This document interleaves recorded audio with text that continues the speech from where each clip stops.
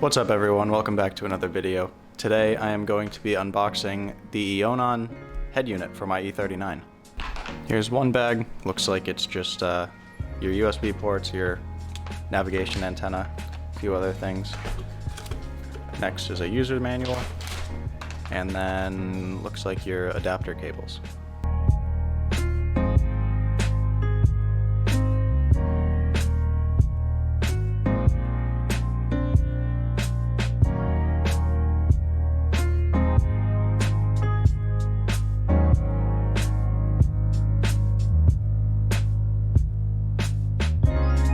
Here it is.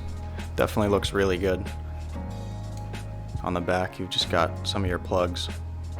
This one is GPS, probably radio. Well, no, that's your radio. USB port, and then two of the connectors that are going to be adapted into your existing wiring harness.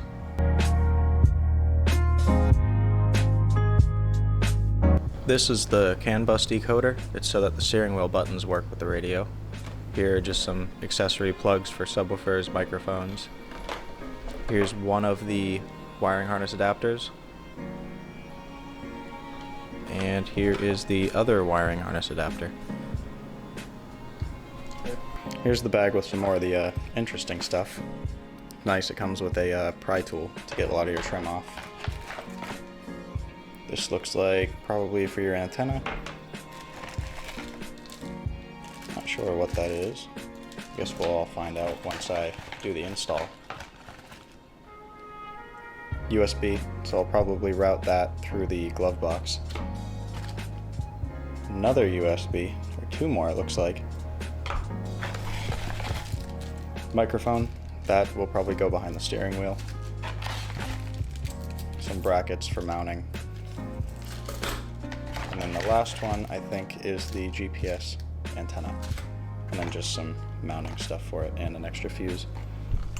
I got the full kit with the OBD scanner and the backup camera included. There was like $160 off for Memorial Day, so I picked up this one. This just looks like a basic OBD scanner, but I'm pretty sure it'll be able to communicate with that. So we'll see once that's all put in. And then the backup camera, I won't mount yet or unbox it yet because I'm probably not going to install it tonight. I think I'm going to go up through the headliner, so that'll be a big project to get that put in. Got it all packed back up, so let's head out and put it in the car. We're back down with the radio. I have the old head unit out. That's down there. I was going to make a video on pulling the lower half of the dashboard because that's what you have to do, but it was about 100 degrees out and my camera kept overheating every 30 seconds, so I couldn't get that done. But I'll try and link someone else's video in the description if you need help getting this off, but there's a ton of screws in a bunch of weird places. I got the brackets all set up now. It just uses the screws that were with the old radio. To get it to fit properly, I just did a little bit of fitting for it. You have to push these down as far as possible so that you get the spacing right between here and here for that part and that part of the radio. The wiring for it's going to look a little bit like this. There's a big connector here that's a little bit of a pain, but if you squeeze them together and then push this down, that's how they clip. And then there's this that you have to make sure you put on. It's the CAN bus decoder, so the radio understands what all the signals mean. And all that just goes through here, and then we'll plug right into the back of the head unit. Got everything plugged into the back now. Got my radio antenna. This is USB for wired CarPlay. I just have one of the USBs routed through here, and then the other two, which I'm not sure what they're for, but I still ran them through. They all go to the glove box. And then I have the mic plugged in right here, running up into here. I'm gonna have it run under the trim, and then find a good way to keep it secured there. And that's pretty much it. This is plugged in, goes to the back. I'm not going to plug in the navigation antenna yet for GPS, just because I don't think I'm really going to use that having Apple CarPlay. So let's get this put in and installed.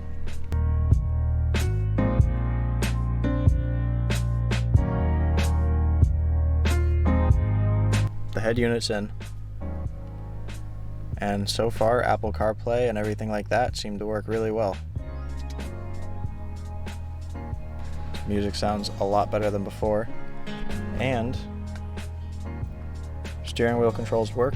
I'll skip right now. All that works. I'm pretty happy with it. Install was not easy, trying to get these lined up.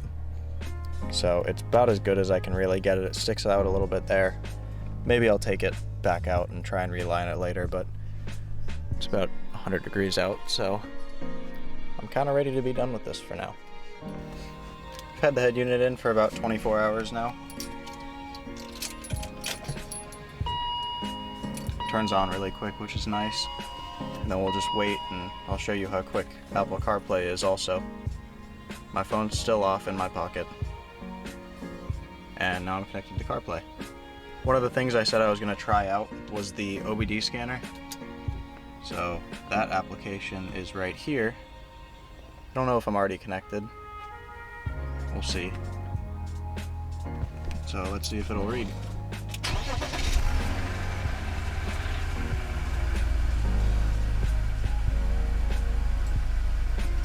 Yep, so it's reading RPM, coolant temp, vacuum.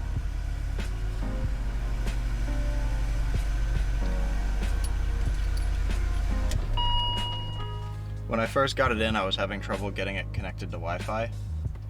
And I'm not super sure. I had taken it back out, realigned it. It wasn't as hard the second time. I think I was just overcomplicating it the first time. See if I can connect to Wi-Fi. Now I'm on Wi-Fi. See, this is for the 24 So valve, YouTube works. So there's special makeup to fit. Music sounds a ton better than it used to. Rolls down the window. Helps a lot having a lot more control over what you want it to sound like through the EQ. But I've got the home screen set up to how I like it. Apple CarPlay opens really fast, which is good.